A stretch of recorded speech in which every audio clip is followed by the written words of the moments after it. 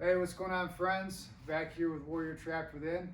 We're going to be talking about breathing for back pain as well as TBI, right? So, as with anything with the brain, it requires two things for fuel. It requires oxygen and glucose, right? So, what we're going to focus on right now is oxygen. So, bringing in as much oxygen as we can to help fuel our brain so that way repair happens a lot easier.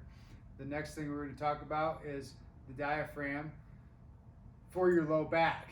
A lot of times when the diaphragm gets stuck, it can affect low back pain because there's fascial lines that go all the way down to your pelvis, and if that diaphragm gets off, the whole core is going to be not set right. So what we're going to do here is we're going to bring our hands between our ribs, our pelvis, and we're going to go ahead and we're going to do a little bit of breathing here. So we're going to breathe in for 2, hold for 1, breathe out for 4.